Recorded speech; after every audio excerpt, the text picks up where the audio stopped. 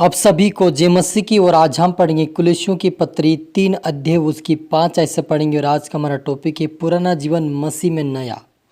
तो लिखा, इसलिए अपने उन अंगों को मार डालो जो पृथ्वी पर है, अर्थात विचार, अशुद्धता, दुष्कामना, बुरी लालसा और लोभ को, जो मूर्ति पूजा के बराबर। इन्हीं के कारण परमेश्वर का प्रकोप आज्ञा ना मानने वालों पर पड़ता है।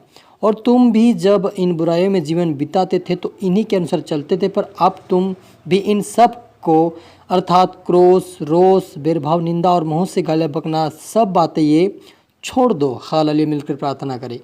धन्यवाद सेनाओं की यहोवा रफा, यहोवा शालोम। प्यार प्रभु जी, आज के वचन, आज के कलाम से मेरी पिता बारीक से बातें करे। जिस दिन आपके बेटा आज का वचन देखिए, सुने प्रभु, आशीष बरकत पाए पिता, और पाप से, बुराई से, व्यभिचार से बाहर आए प्रभु जी। और परमेश्वर सारे बंधन इनके से टूटने पाए पिता, और ये आज़ाद होने पाए पिता। पवित्रता प्रार्थना का जीवन जी का आपके राज्य के वारिस बने, मदद सहायता कर। पवित्र आत्मा जी मुझ में होकर बोले, मदद सहायता कर। सब पुत्र आत्मा सौंपते खुदावन। ये प्रार्थना दुआ यीशु तेरे मीठे मधुर नाम से मांगते हैं, आमीन।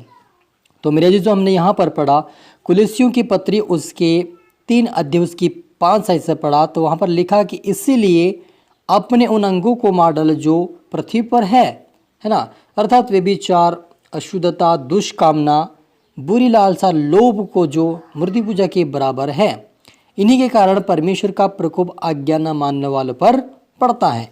मेरे अजीजों, प्रभु यीशु मसीह यहाँ पर पौलुस परमेश्वर के वचन से कहता है कि अपने उन अंगों को मार डालो जो व्यभिचार करवाता है, अशुद्धता करवाता है, दुष्कामना और लालसा दिलाता है, किसी वस्तु या किसी स्त्री के लालसा दिलाता है, ऐसे अंगों को अपने जीवन से खत्म कर दो, ऐसे को छोड़ दो।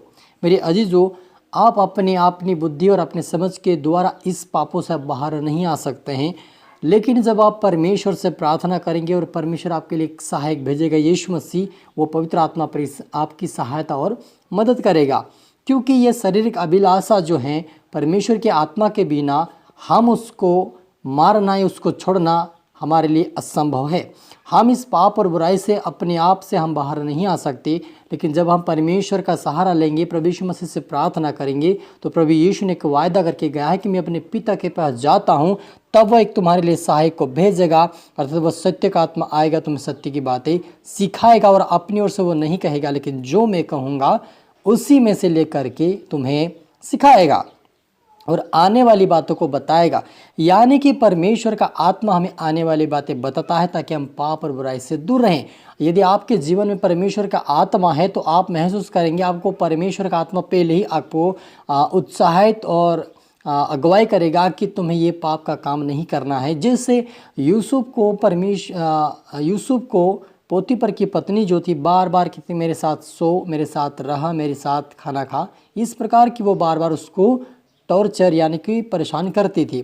लेकिन यूसुफ के अंदर परमेश्वर का आत्मा था, और वो आत्मा यूसुफ से यही कहता था कि तू परमेश्वर का जन, तू मेरा जन है, और तुम्हें उस दर्शन की बातें जो तुझे मैंने जो बताया उसको पूरा करना है, इसीलिए पाप से भाग निकल। और वो यही जवाब दिया कि हे स्वामिनी, मैं जानता हूँ कि इस घर का बड़ा मैं हूँ, जब सब कुछ मेरे हाथ में है, सिर पे खाना और कुर्सी स्वामी के हाथ में है, मैं चाहा जो कर सकता हूँ, लेकिन ऐसे दुष्टता का काम, ऐसे पाप का काम जो परमेश्वर की नज़र में घृणित है, मैं उसे नहीं कर सकता। और वे वहाँ से भाग निकला। मेरे अजीजों, कहने का तात्पर्य यही है कि वचन के अनुसार हम परमेश्वर में बने रहेंगे, प्रभु से प्रार्थना करेंगे तो वो सहायक देगा और हमारे संग संग चलेगा, और हमें पाप और बुराई से, लालसाओं से, अभिलाषाओं से, शरीर का अभिलाषों से हमें दूर रखेगा, पवित्रता का जीवन जीने की मदद और सहायता करेगा। क्योंकि यूसुफ के बारे में यही लिखा कि यूसुफ के संग संग परमेश्वर यहोवा रहता था, यानी कि वो निरंतर प्रार्थना करने वाला था, वो निरंतर परमेश्वर के डर भय में चलने वाला था, निरंतर वो परमेश्वर के वचनों को पढ़ने वाला था और परमेश्वर व्यवस्था का पालन करने वाला था। इसलिए परमेश्वर ने उसको पाप से निकाला। वैसे आज आप और मुझे प्रभु यीशु मसीह, पौलुस परमेश्वर का दास प्रभु यीशु मसीह के वचन से यही हमें कहता है कि आपने उस शारीरिक अंगों को मार डाला जो पृथ्वी पर के हैं, अर्थात व्यभिचार, अशुद्धता, दुष्कामना, लालसा, जो लोभ की मूर्ति पूजा के बराबर है। इन्हीं के कारण परमेश्वर की आज्ञा न मानने वाला पड़ता है। इसलिए हमें परमेश्वर की आज्ञाकारी बनना है। और ऐसे विचार सोच आपके अंदर कोई लालसा आ रही है तो परमेश्वर से प्रार्थना करें, आपको परमेश्वर बचाएगा। हालेलुया। और लिखा है, और तुम भी जब इन बुराइयों में जीवन बिताते थे तो इन्हीं के अनुसार चलते थे, पर अब तुम भी इन सब को अर्थात क्रोध, रोष, भेदभाव, निंदा और मुंह से गालियाँ बकना, ये सब बातें छोड़ दो। दूसरी बात क्या कहता है कि यहाँ पर कि जो रोष, क्रोध, रोष और भेदभाव, निंदा और मुंह से गालियाँ बकना, ये बातें भी छोड़ दो। मेरे अजीजों, जब तक हम इन शारीरिक बातों को नहीं छोड़ेंगे तब तक हम उन व्यभिचार, पाप और बुरी लालसाओं से बाहर नहीं आ सकते। आप और मुझे अपने जीवन में अपने मुख को भी सुधार करना होगा। हमारा बोलना, हमारा चलना एक प्रभु के योग्य होना चाहिए, तब परमेश्वर की आत्मा हमारे जीवन में वास करता है। यदि हम विश्वास भी कर रहे, प्रार्थना भी कर रहे, प्रभु से आत्मा भी मांग रहे हैं, और जब हम परमेश्वर से मांग रहे तो वो देगा, लेकिन जब हम अनाप शनाप बोलेंगे, क्रोध करेंगे, रोष करेंगे, भेदभाव एक दूसरे से करेंगे, तो परमेश्वर हमारे जीवन से आत्मा को उठा लेगा।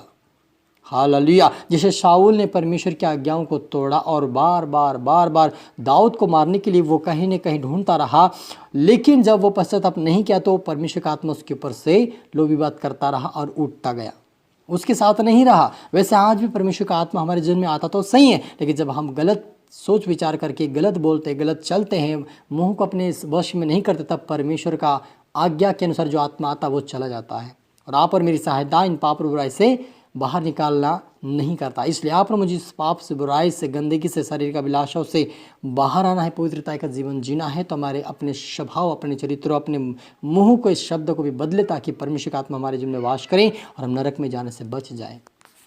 हालेलुया। लिखा है, एक दूसरे से झूठ मत बोलो, क्योंकि तुमने पुराने मनुष्य तत्वों को उस कामों के समान उतार डाला है और नए मनुष्य तत्वों को पहन लिया है, जो अपने सृजनहार के स्वरूप के अनुसार ज्ञान प्राप्त करने के लिए नया बनता जाता है। हालेलुया। पौलुस प्रभु यीशु मसीह के वचन से कहता है कि तुमने उस शारीरिक मनुष्य तत्व को क्या किया, उतार डाला है, और प्रभु यीशु मसीह के सृजनहार परमेश्वर पिता के जो अनुग्रह की आत्मा को पहन लिया है, उस जीवन को पहना है, तो आप उसके अनुसार ही चले, फिर से शारीरिक जीवन ना जिए। मेरे अजीजों, आप और मुझे परमेश्वर यही प्रभु यीशु मसीह कहता है कि आप और मुझे प्रभु मिल गया है, उसको हमने ग्रहण कर लिया है, उसकी आत्मा को हमने पा लिया, तो उसके अनुसार ही चलना है, फिर से शारीरिक काम में नहीं घुसना है। किसी के साथ दुर्व्यवहार करके या उनके साथ भेदभाव करके हमें परमेश्वर की आत्मा को दुखी नहीं करना है। लेकिन जब आ गया, हम उसको ग्रहण कर लिया है, तो पवित्रता का जीवन हमेशा जिए, गालियाँ बकना बंद करे, रोष, भेदभाव, क्रोध करना बंद करे, परमेश्वर के अधीनता में चले, परमेश्वर आपको बचाएगा, अपने राज्य के वारिस बनाएगा। हलल मिलकर प्रार्थना करें। धन्यवाद सनाव की रफा यह शालोम प्रभु जी, आज के वचन के कलाम से मेरे पिता, आप हर एक से बातें की आशीष की, आपका धन्यवाद प्रभु जी। इतना आपके बेटा आज का वचन देखे सुने पिता, इन सारे पाप और बुराई से बाहर आए, विचार से, लालसाओं से, बुरी लालसाओं से, शरीर का विलास, दुष्कामनाओं से बाहर आए पिता। इनके जीवन में सारी क्रोध, ओ पिता, वैर भावना, क्रोध, गुस्सा, परमेश्वर इनके मुंह से निकलना बंद होने पाए, अनाप शनाप बोलना बंद होने पाए, प्रभु पूरी तरह से आज़ाद होने पाए, आपके मार्ग पर वचन चला के राज्य की वारिस बने मेरे पिता। सभी तरह हमें सुरक्षित करते पिता, आपने आशीष किया, सभी को सिंगा किया, धन्यवाद मेरे पिता। प्रार्थना दुआ यीशु के नाम से मांगते, आमीन आमीन। सभी को गॉड ब्लेस यू, जय मसीह।